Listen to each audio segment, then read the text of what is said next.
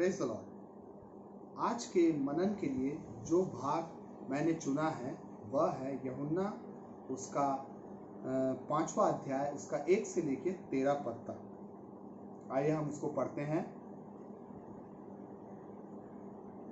इन बातों के पीछे यहूदियों का एक पर्व हुआ और यीशु यरूशलेम को गया। यरूशलेम में भेड़ फाटक के पास एक कुंड है जो इब्रानी भाषा में बैतसैदा कहलाता है और उसके 5 ओसारे हैं। इनमें बहुत से बीमार, अंधे, लंगड़े और सूखे अंग वाले पानी के हिलने की आशा में पड़े रहते हैं, क्योंकि नियुक्त समय पर परमेश्वर के स्वर्गदूत कुंड में उतरकर पानी को हिलाया करते हैं और पानी हिलते ही जो कोई पहले उतरता वह चंगा हो जाता था, चाहे उसकी कोई बीमारी क्यों न हो।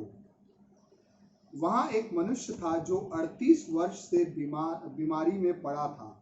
यीशु ने उसे पड़ा हुआ देखकर और जानकर कि वह बहुत दिनों से इस दशा में पड़ा है, उससे पूछा, क्या तू चंगा होना चाहता है? उस बीमार ने उसको उत्तर दिया कि हे प्रभु, मेरे पास कोई मनुष्य नहीं कि जब पानी हिलाया जाए तो मुझे कुंड में उतारे, परंतु मेरे पहुंचते पहुंचते दूसरा मुझसे पहले उतर जाता है। यीशु ने उससे कहा, उठ, अपनी खाट उठाकर चल फिर। वह मनुष्य तुरंत चंगा हो गया और अपनी खाट उठाकर चलने फिरने लगा। वह सबत का दिन था, इसीलिए यहूदी उससे जो चंगा हुआ था कहने लगे कि आज तो सबत का दिन है, तुझे खाट उठाना उचित नहीं है। उसने उन्हें उत्तर दिया कि जिसने मुझे चंगा किया उसी ने मुझसे कहा, अपनी खाट उठाकर चल फिर। उन्होंने उससे पूछा, वह कौन मनुष्य है जिसने तुझसे कहा, खाट उठाकर चल फिर? परंतु जो चंगा हो गया था वह नहीं जानता था कि वह कौन है, क्योंकि उस जगह में भीड़ होने के कारण यीशु वहां से हट गया था। आइए हम प्रार्थना करें। हे पिता परमेश्वर, आज के सुनाए दिन के लिए धन्यवाद देते हैं पिता। हे पिता परमेश्वर, आज तूने दिन भर अच्छा सा उसके धन्यवाद देते हैं पिता। हे पिता परमेश्वर, एक बार फिर तेरे चरणों में आके बैठ के तेरी स्तुति आराधना करने योग्य रखा, उसके धन्यवाद देते हैं पिता। हे पिता परमेश्वर, आज तेरे वचन से हम तेरे वचन के सामने हम थोड़ी देर बैठते हैं पिता। होने दे पिता कि सब कुछ आसपास के वातावरण को तू नियंत्रित कर पिता, और मेरे मुंह से मैं नहीं वरन तू बोलने वाला हो सके पिता, और तू अपनी आवाज में बोलना पिता, ताकि जो समझने वाले हैं वे अच्छे से समझ सके पिता।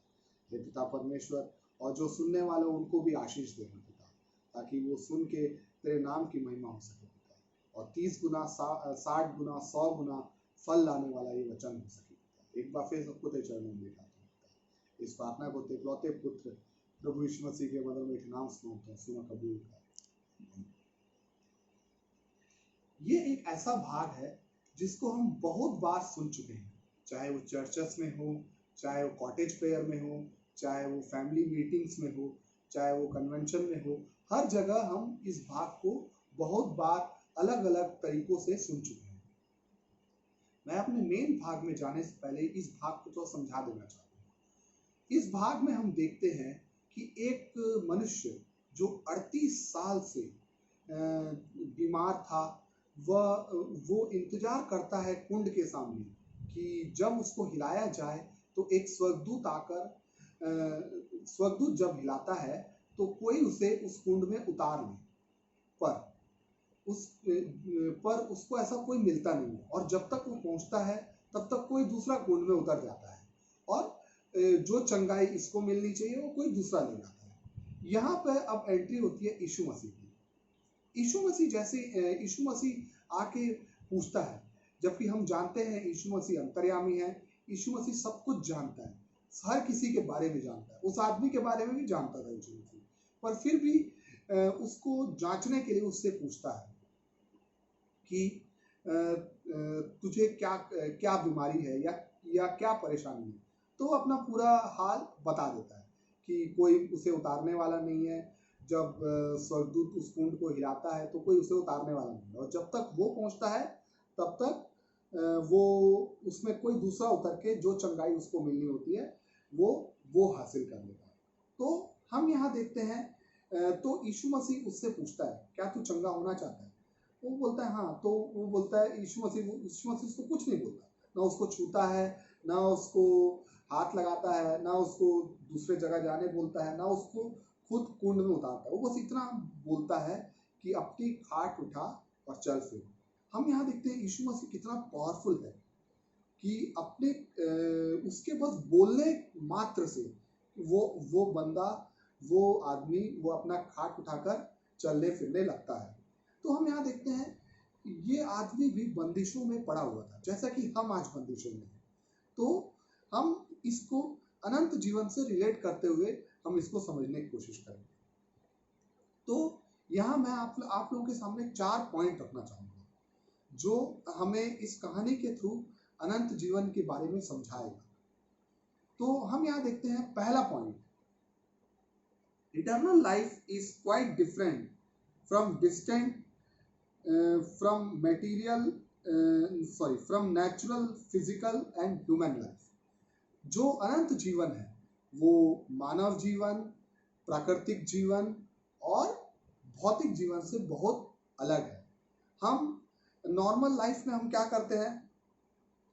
पैसे के पीछे भागना, वर्ल्डली थिंग के पीछे भागना, ये और आराधना में नहीं बैठना, चर्च न जाना, ये सब हम करते हैं। मतलब हम सांसारिक, हमारी दौड़ जो है वो सांसारिक चीजों के पीछे लगी रहती है।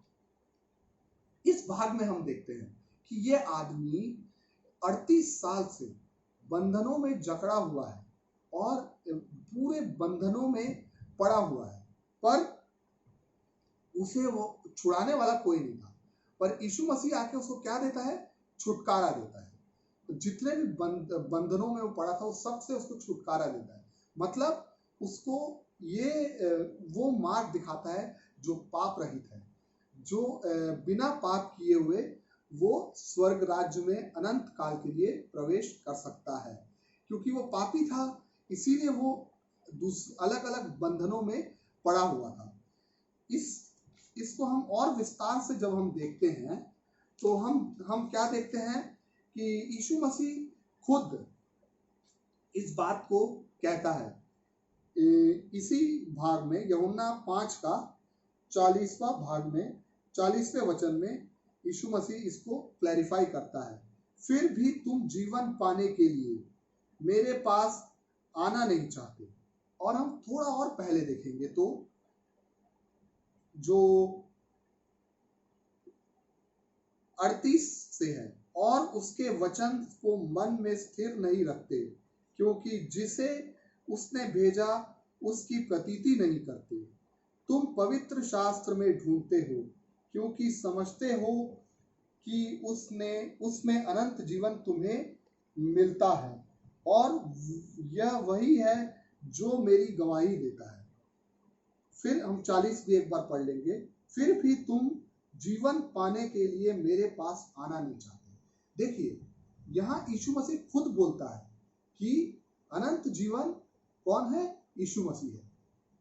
हम पवित्र शास्त्र पढ़ते हैं, हम दूसरी चीजें पढ़ते हैं, हम बिब्लिकल बुक्स पढ़ते हैं, हम बहुत सारी चीजें पढ़ते हैं, हम रोज चर्च भी जाते हैं। पर जब हम नॉर्मल लाइफ जीते हैं तो हम कैसे तरह के लाइफ जी रहे हैं? Worldly life. हम सांसारिक चीजों के पीछे भाग रहे हैं। हम कभी यीशु मसीह के पास जाते हैं क्या कि वो हमें अनंत जीवन, ताकि हमें अनंत जीवन मिल जाए? नहीं, हम यीशु मसीह के पास नहीं जाते। यही यीशु मसीह ने कहा है कि मेरे पास आओ। यीशु मसीह के पास हम जाएंगे, यीशु मसीह के पास हम रहेंगे, यीशु मसीह के साथ रहेंगे, तभी हम अनंत जीवन पा सकते हैं। जिस किसी के पास भी फिजिकल नेचुरल लाइफ है और वो स्पिरिचुअल लाइफ और उसके पास स्पिरिचुअल लाइफ नहीं है तो वो अधमरा है।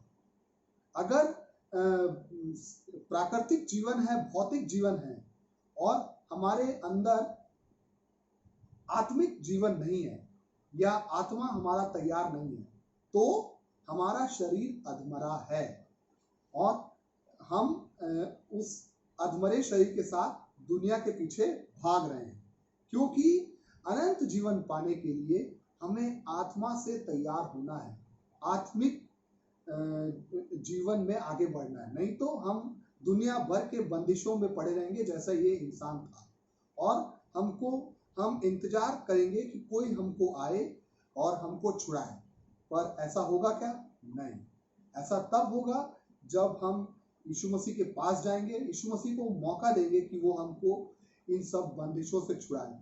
आज हम बहुत सी बातों के बारे में चिंता करते हैं कि हमारा फ्यूचर क्या होगा, हमारा प्रेजेंट क्या होगा, हम आगे चल के क्या करेंगे, हम 4 दिन बाद क्या करेंगे, हम खाएंगे क्या, हम पिएंगे क्या। ये सब चिंताओं में हम गिरे हुए हैं, मतलब ये सब बंधनों में हम गिरे हुए हैं, पर हम उससे बाहर आने की कोशिश नहीं करते। क्यों? क्योंकि हम बाइबल पढ़ते हैं, नाम धराए बाइबल पढ़ते हैं, बस बाइबल पढ़ के निकल जाते हैं और प्रार्थना करते हैं, बस दिखाने के लिए कि हम प्रार्थना कर रहे हैं, पर हम उसको रियलिटी में अपने लाइफ में अमल में नहीं लाते। इसीलिए हम दुनिया भर के बंदिशों में पड़े हुए हैं। तो हम यहाँ देखते हैं, पहले भाग से हमें ये समझ में आता है कि प्राकृतिक जीवन, सांसारिक जीवन होने से ही नहीं, हमें आत्मिक जीवन भी उतना ही जरूरी है जितना बाकी 2 जीवन जरूरी है। अगर हमारे पास शारीरिक जीवन है, मानविक जीवन है, सांसारिक जीवन है और आत्मिक जीवन नहीं है तो हम एक डेड बॉडी की तरह हैं, बिना आत्मा के डेड बॉडी।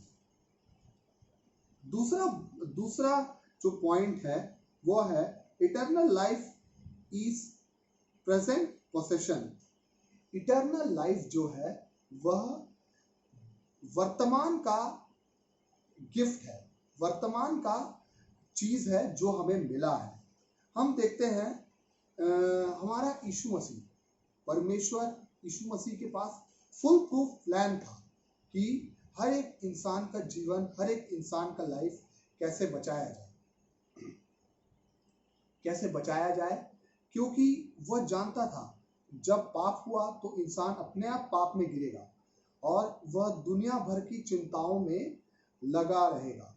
तो उस सब चिंताओं से हटाने के लिए, उस सब बंदिशों को तोड़ने के लिए उसने अपना इकलौता पुत्र इस धरती पर भेजा ताकि वह आकर हमारी सारी बंदिशों को तोड़ पाए। हम अगर देखते हैं यूहन्ना उसका 3:16, उसमें क्या लिखा है?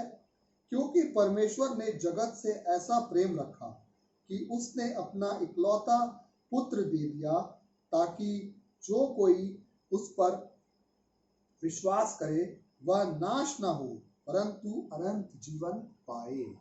मतलब हमें सिर्फ एक काम करना है, हमें बहुत सारे काम नहीं करना है, हमें हर्डल्स पार नहीं करना है, हमें सिर्फ एक काम करना है, हमें सिर्फ यीशु मसीह के ऊपर विश्वास करना है ताकि हम अनंत जीवन के भागीदार हो सके।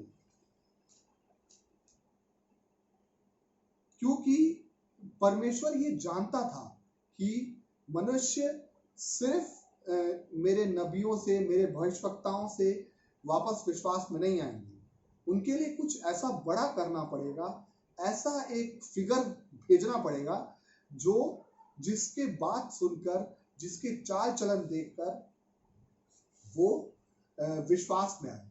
और यीशु मसीह ही एक ऐसा फिगर था, एक ऐसा इंसान था जिसके बात सुनकर, जिसके चाल चलन देखकर हम विश्वास में आ सकते हैं। क्यों? क्योंकि यीशु मसीह पाप रहित था, वह एकदम श्वेत था और उनमें पाप नहीं था।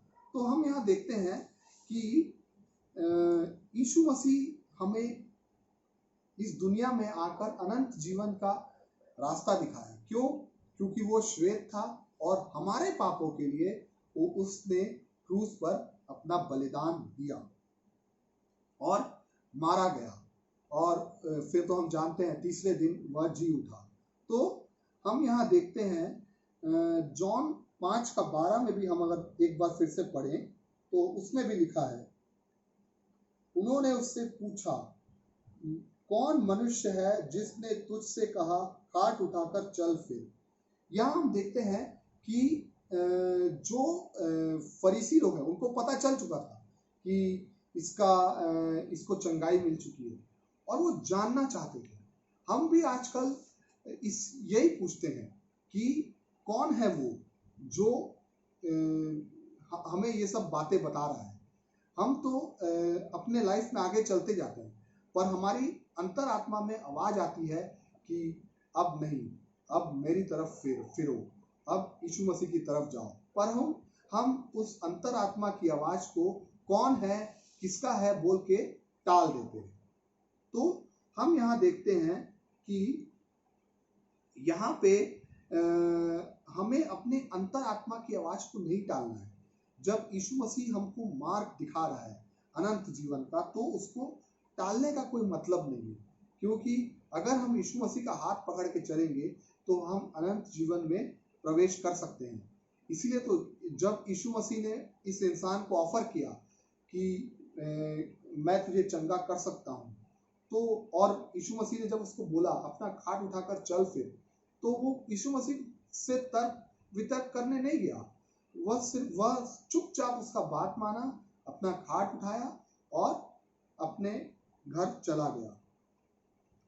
तो हम यहाँ देखते हैं हमें फ्री पोसेशन मिला है इटर्नल लाइफ के लिए। हमें अधिकार मिला है कि हम इटर्नल लाइफ को ग्रहण कर लें, और हमें सिर्फ उसके लिए एक ही काम करना है। उसके लिए कोई वो नहीं देना है, कोई पैसे नहीं देना है, कोई हर्डल पार नहीं करना है, कोई मुश्किलें पार नहीं करनी है। सिर्फ इतना करना है कि हमें उस वचन पे जो यीशु मसीह बोल रहा है, जो यीशु मसीह बोलना चाहता है, उस वचन पे हम विश्वास करें। तो यहाँ तीसरा पॉइंट है जो मैं आपके सामने रखना चाहता हूँ। Eternal life is a free gift. Eternal life जो है वो फ्री गिफ्ट है, फ्री ऑफ कॉस्ट है। जो अनंत जीवन है उसके लिए हमें टिकट नहीं लेना है, हमें पैसे नहीं देना है, पास नहीं लेना है, ई पास नहीं लेना है जो हम अभी कर रहे हैं। हमें एक शहर से दूसरे शहर, एक राज्य से दूसरे राज्य, एक कंट्री से दूसरे कंट्री जाने के लिए हमें टिकट लेना है, ई पास लेना है और क्या क्या वेरिफिकेशन करना है। पर अनंत जीवन के लिए हमें कोई वेरिफिकेशन, कोई ई पास लेने की जरूरत नहीं है, क्योंकि वो परमेश्वर के द्वारा हमारे लिए एक फ्री गिफ्ट है, फ्री इनाम है कि हमें सिर्फ उस पर विश्वास करना है, यीशु मसीह पर विश्वास करना है, और चाहे कितनी भी मुसीबतें हैं, अनंत जीवन अगर हम आखिरी तक विश्वास धीरज धरे रहेंगे तो अनंत जीवन हमारा होगा। तो हम यहाँ देखते हैं जैसे और कामों के लिए हमें पे करना पड़ता है, तो हमें अनंत जीवन के लिए पे नहीं करना पड़ेगा। और हमें सिर्फ दो ही बातों का ध्यान रखना है। तो हम 2 वर्स और पढ़ेंगे जिससे हमें ये पता चलेगा अनंत जीवन का मूल्य क्या है। पहला तो जॉन 10 उसका 27-28।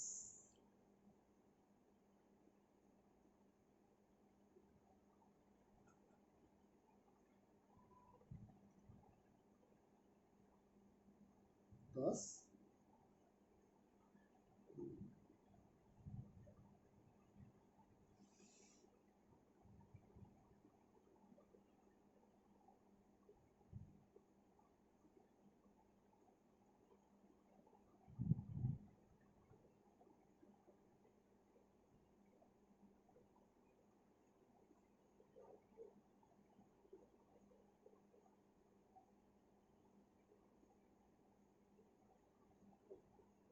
मेरी भेड़ें मेरा शब्द सुनती हैं और मैं उन्हें जानता हूँ और वे मेरे पीछे पीछे चलती हैं और मैं उन्हें अनंत जीवन देता हूँ और वे कभी नाश न होंगी और कोई उन्हें मेरे हाथ से छीन न लेगा। हम यहाँ देखते हैं मेरी भेड़ें, मतलब हम यहाँ यीशु मसीह की भेड़ें हैं। यीशु मसीह के पीछे चलना है, हमें उसका आवाज सुन के चलना है और वो हमें किस मार्ग पर डालेगा?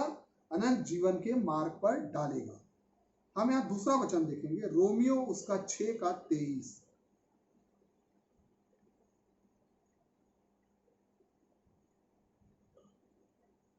क्योंकि पाप की मजदूरी तो मृत्यु है, परंतु परमेश्वर का वरदान हमारे प्रभु यीशु मसीह में अनंत जीवन है। क्योंकि हम जानते हैं हम दुनिया भर के चीजों के पीछे भागते हैं जो कि पाप है, और हमें और यहाँ क्या दिया है? पाप की मजदूरी क्या है? मृत्यु है। पर अनंत जीवन किस में है? सिर्फ और सिर्फ एक ही इंसान में, वो है यीशु मसीह। जैसा कि 3:16 में साफ साफ ये बताया गया है। अगर हम यीशु मसीह को ग्रहण करते हैं तो हम उद्धार ग्रहण करेंगे, तो हम अनंत जीवन को भी ग्रहण करेंगे। तो हम चौथे पॉइंट पे जब हम आएंगे तो चौथा पॉइंट ये है, not to have a eternal life is spiritual death. और अगर हम आत्मिक रूप से आत्मा अगर तैयार नहीं है तो हमें अनंत जीवन नहीं मिलेगा।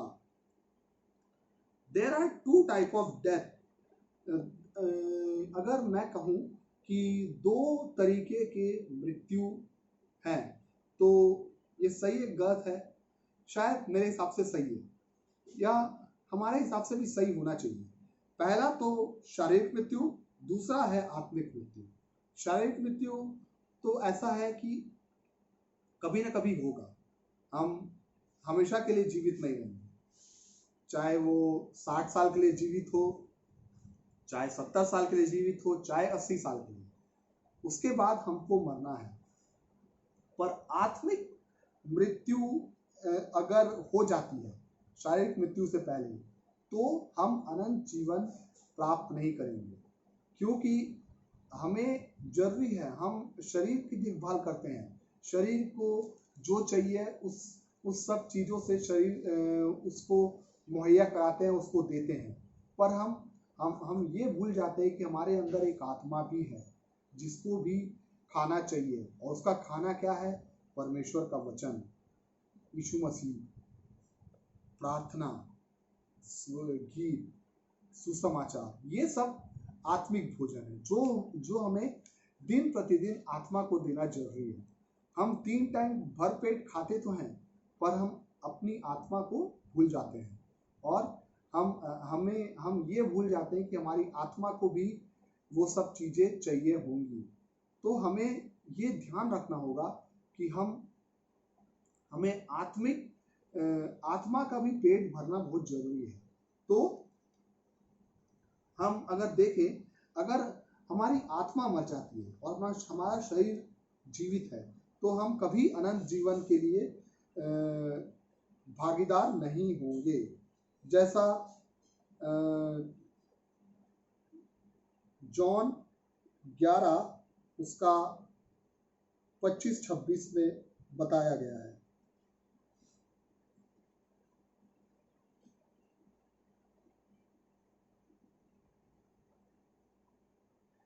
यीशु ने उससे कहा, पुनरुत्थान और जीवन मैं ही हूँ।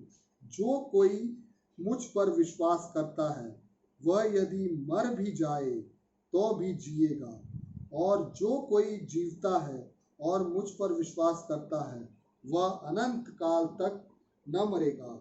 क्या तू इस बात पर विश्वास करती है? देखिए, यहाँ पे यीशु मसीह ने क्लियर कट कहा है कि पुनरुत्थान और जीवन यीशु मसीह है, और जो कोई उस पर विश्वास करे अगर मर भी जाए तो भी वो जीवित रहेगा। और अगर वह जीवता रहे और मुझ पर विश्वास करता है कि और अगर यीशु मसीह पर विश्वास करता है तो अनंत काल तक न मरेगा। वो यीशु मसीह इस लाइफ के बारे में बात नहीं कर रहा है, वो इस लाइफ के बाद वाले लाइफ के बारे में बात कर रहे हैं जो है अनंत जीवन। अनंत जीवन ऐसा है, उस जीवन का कोई अंत नहीं है, वो जीवन चलता जाएगा चलता जाएगा चलता जाएगा। ऐसा नहीं है कि 2000 साल बाद वो जीवन का अंत हो जाएगा या वो जीवन खत्म हो जाएगा, ऐसा नहीं। वो जीवन एक बार चालू हो जाएगा तो उसमें भरपूरी है और सब कुछ उसमें है। हम यीशु मसीह के साथ, हम परमेश्वर के साथ रहेंगे और हम हमेशा के लिए उसके साथ जीवित बने रहेंगे। बस हमें क्या करना है, विश्वास करना है। अगर हम विश्वास करते हैं तो हम उसके साथ जीवित रहेंगे। तो मैं बस आखिरी में एक बात कह के ये जो वचन का भाग है वो बस अंत करना चाहूँगा कि हमें क्या चाहिए, अनंत जीवन या अनंत मृत्यु। हम जानते हैं यीशु मसीह अनंत जीवन है। यीशु मसीह को अगर हम खोजेंगे तो हमें अनंत जीवन मिल जाएगा। तो बस मैं आपके सामने एक क्वेश्चन बस छोड़ के जाना चाहता हूँ। What do you need? What do you need? Eternal life or spiritual death? आपको क्या चाहिए? अनंत जीवन चाहिए या आत्मिक मृत्यु चाहिए जिससे हम अनंत नरक के सहभागी होंगे? हमें इस लॉकडाउन में ये मनन करना चाहिए कि हम कहाँ जा रहे हैं। क्या हम अनंत जीवन की ओर जा रहे हैं या फिर अनंत मृत्यु की ओर जा रहे हैं जो कि शैतान और नरक है? अगर हम अनंत जीवन चुनते हैं तो हमें यीशु मसीह के साथ साथ चलना होगा और यीशु मसीह के साथ साथ रहना होगा, यीशु मसीह से अलग नहीं होना पड़ेगा। और अगर हम अनंत मृत्यु चुनते हैं तो हम तो उस पथ पे चल ही रहे हैं। हम सांसारिक चीज़ों के पीछे भाग रहे हैं, हम आत्मिक चीज़ों के पीछे भाग रहे हैं। तो ख़त्म करने से पहले बस सिर्फ एक ही बात कहना चाहूँगा कि आप क्या चाहते हैं, अनंत जीवन या अनंत मृत्यु? आइए हम प्रार्थना करें। हे पिता परमेश्वर, आज के सुनाए दिन के धन्यवाद देते हैं। हे पिता परमेश्वर, तूने हमें आशीष दी पिता कि हम तेरे चरणों में कुछ देर बैठ के तेरे मनन कर सके पिता। हे पिता परमेश्वर, हमें मार्ग दिखा पिता कि हम अनंत जीवन की ओर आगे बढ़ सके पिता और अनंत जीवन की ओर चल सके पिता, क्योंकि अनंत जीवन ही तुझसे मिलने का मार्ग है पिता। हमने जो आज मनन किया है पिता, उस पर हमें चलने के लिए अनुग्रहित कर पिता कि हम अनंत जीवन के सहभागी हो सके और बहुत से लोगों को अनंत जीवन का मार्ग दिखा सके पिता। एक बार फिर सबको तेरे चरणों में लेकर पिता, जितने भी सुनने वाले हैं उन पर सब पर अपनी आशीष बनाए रख पिता और जितनों की जो भी इच्छाएं सब पूरा कर पिता। हे पिता परमेश्वर, इस पैंडेमिक में हमें सिखा पिता कि हम अनंत जीवन पर कैसे चल सके पिता और उद्धार कैसे पा सके पिता, क्योंकि हम जानते हैं उद्धार तू ही है पिता। तुझ पर हम विश्वास करेंगे तो ही हमें उद्धार मिलेगा। एक बार फिर सबको तेरे चरणों में लगाता पिता। इस प्रार्थना को तेरे इकलौते पुत्र प्रभु यीशु मसीह के मधुर मीठे नाम से मांगता हूँ, सुनो कबूल कर।